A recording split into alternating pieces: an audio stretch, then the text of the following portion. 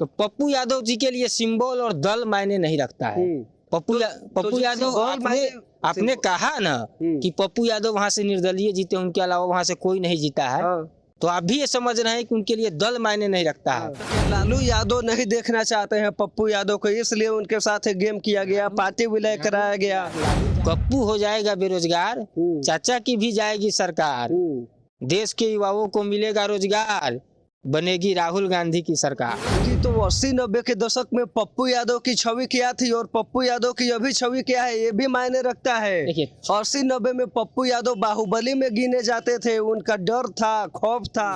पप्पू यादव जी पूर्णिया से चुनाव लड़ेंगे, 2 को नॉमिनेशन होगा, हाथ में कांग्रेस का झंडा होगा, वह झंडा 26 को पूर्णिया में स्थापित होगा और 4 जून को जब रिजल्ट आएगा तो वह झंडा पूर्णिया की सड़कों पे लहराएगा। प से पूर्णिया, प से पप्पू, पूर्णिया मांगे पप्पू, पूर्णिया का बेटा पप्पू, जीतेगा पप्पू, सांसद बन के सदन जाएगा पप्पू। पूर्णिया लोकसभा सीट अभी बहुत चर्चित सीट बना हुआ है, कारण है पप्पू यादव। पप्पू यादव जन अधिकार पार्टी का विलय कर लेते हैं कांग्रेस में और अंदाजा लगाया जाता है कि महागठबंधन से उनको टिकट मिलेगा, लेकिन टिकट नहीं मिलता है। अब वो कांग्रेस के खिलाफ बगावत कर दिए हैं। बगावत हम इसलिए कह रहे हैं क्योंकि वो निर्दलीय चुनाव लड़ने का ठान लिए हैं। वहीं कांग्रेस भी उनको पार्टी से बेदखल करने की तैयारी में जुट गई है। ऐसा हम इसलिए कह रहे हैं कि कांग्रेस के प्रवक्ता ये बयान देते हैं कि अगर पप्पू यादव पार्टी के विपक्ष में जाकर चुनाव लड़ते हैं तो उनको सदस्य नहीं माना जाएगा। लेकिन पूर्णिया लोकसभा सीट का अगर आप इतिहास उठा के देखें तो पप्पू यादव ही वो शख्स है जो पूर्णिया से 2 बार निर्दलीय एमपी रहे हैं और 1 बार समाजवादी पार्टी से एमपी रहे हैं। पप्पू यादव को छोड़ के आज तक वहां से कोई निर्दलीय एमपी नहीं बन पाया है। अभी हमारे साथ पप्पू यादव के पार्टी के एक युवा नेता हैं आकाश सिंह। आकाश सिंह से बात करेंगे।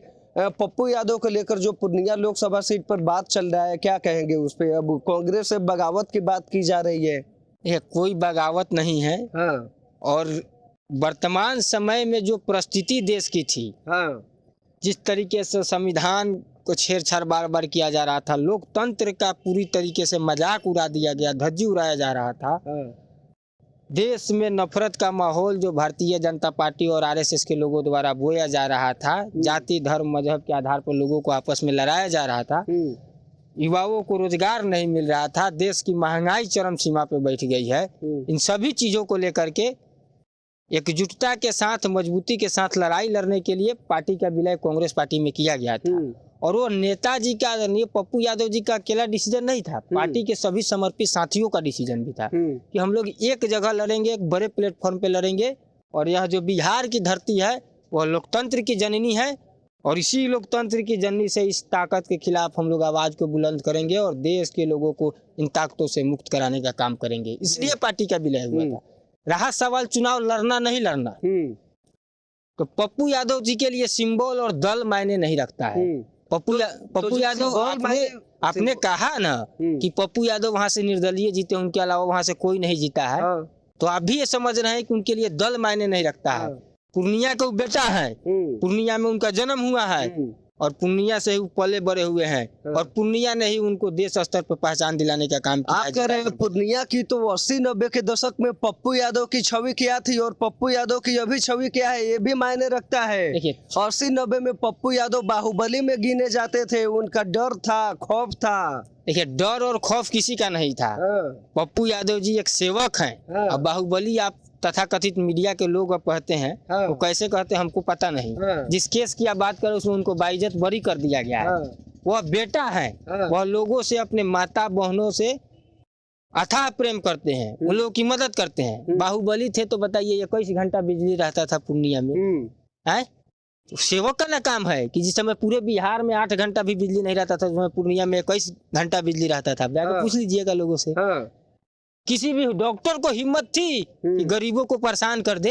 तो क्या यह बाहुबल है? किसी गरीब को अगर शोषण मुक्त बनाया जाए तो किसी सरकारी कार्यालय में किसी अधिकारी को हिम्मत थी कि कोई लोग जाए उसके काम को नहीं करे, उसे थोड़ा सा डिश डट बतिया ले, या क्या बाहुबल थी? अच्छा, ये सब बाहुबल नहीं है, जनता के सेवक का पहचान है। उन्होंने सेवा किया है। आपके चंपारण में कोई घटना घटती है, यहाँ के नेता लोग बैठे रहते हैं, पप्पू यादव आते हैं। मोतिहारी भी पप्पू यादव ही बंद करते हैं। जब चंपारण में शेर बकरी की तरह लोग करते हैं तो पप्पू यादव ही मोतिहारी बंद करते हैं, उसे आजाद कराते हैं। अच्छा, पप्पू यादव की बात कर रहे हैं तो अब जदयू के ऑफिशियल ट्वीट से एक ट्वीट होता है कि पप्पू को प्रधानमंत्री बनाएंगे पप्पू। देखिए, नीतीश कुमार जी का हम सम्मान करते हैं, वो हमारे बिहार के मुख्यमंत्री, आदरणीय मुख्यमंत्री जी हैं। लेकिन जो जदयू के तरफ से आया है ट्वीट, उसका हम एक लाइन में जवाब देंगे।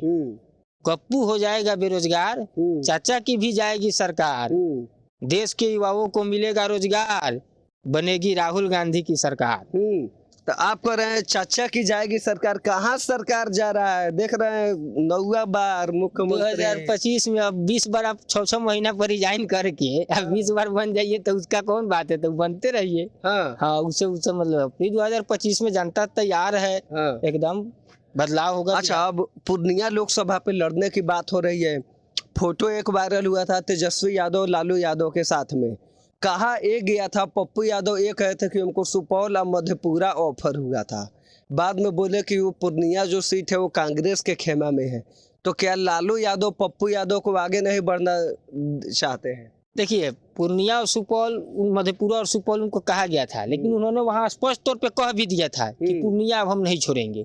और उन्होंने, अब देखे होइएगा कि बीते दिन उन्होंने ट्वीट किया था, मर जाएंगे कांग्रेस नहीं छोड़ेंगे, दुनिया छोड़ देंगे पूर्णिया नहीं छोड़ेंगे। आज भी अडिग है अपने बात पे, चुनाव लड़ेंगे तो पूर्णिया, नहीं तो कहीं नहीं। तो क्या लालू यादव नहीं देखना चाहते हैं पप्पू यादव को, इसलिए उनके साथ गेम किया गया, पार्टी विलय कराया गया? लालू यादव जी पिता तुल्य है उनके, तेजस्वी जी छोटे भाई है। अब वही बताएंगे कि उनको किस बात का डर है। तो उन्होंने तो कह दिया कि तेजस्वी को मुख्यमंत्री बनाएंगे, हमारा छोटा भाई है। अब किस बात का डर है वो तो लालू जी ही बताए। लेकिन एक चर्चा और चल रही है देश में, लोग चला रहे हैं, आप भी पत्रकार है, आपको भी लोग कह रहे होंगे कि क्या केंद्र की यह जो चुनाव है यह सेटिंग से लड़ी जा रही है।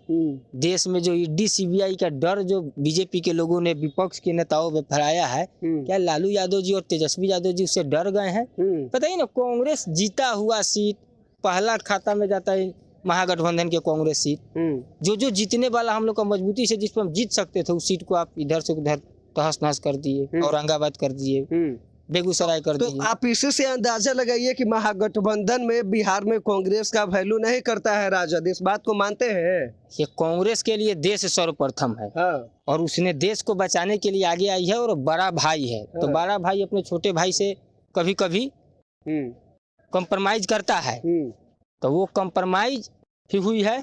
लेकिन आपको हम स्पष्ट रूप से कह देना चाहते हैं, आप बेफिक्र रहिए, पप्पू यादव जी पूर्णिया से चुनाव लड़ेंगे, 2 को नॉमिनेशन होगा, हाथ में कांग्रेस का झंडा होगा, वह झंडा 26 को पूर्णिया में स्थापित होगा, और 4 जून को जब रिजल्ट आएगा तो वह झंडा पूर्णिया की सड़कों पे लहराएगा।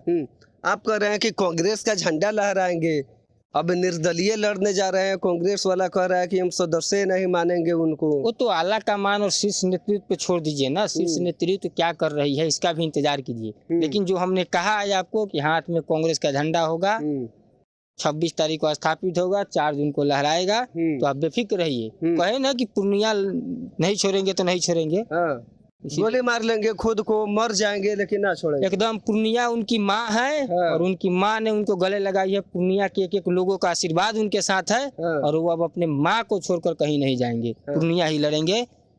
प से पूर्णिया, प से पप्पू, पूर्णिया मांगे पप्पू, पूर्णिया का बेटा पप्पू, जीतेगा पप्पू, सांसद बन के सदन जाएगा पप्पू, देश की आवाज बुलंद करेगा पप्पू, हर छात्र युवा गरीब बेरोजगार माँ बहनों का उम्मीद बनेगा पप्पू, और इतिहास लिखेगा भी पप्पू। चलिए, तो पूर्णिया लोकसभा सीट पर जो आकाश सिंह का बयान था वो अपना बात रख रहे थे। इस वीडियो पे क्या राय है कमेंट बॉक्स में साझा कीजिएगा। आप सत्याग्रह लाइव देख रहे थे, मैं हूँ सानू पांडे, बहुत बहुत धन्यवाद।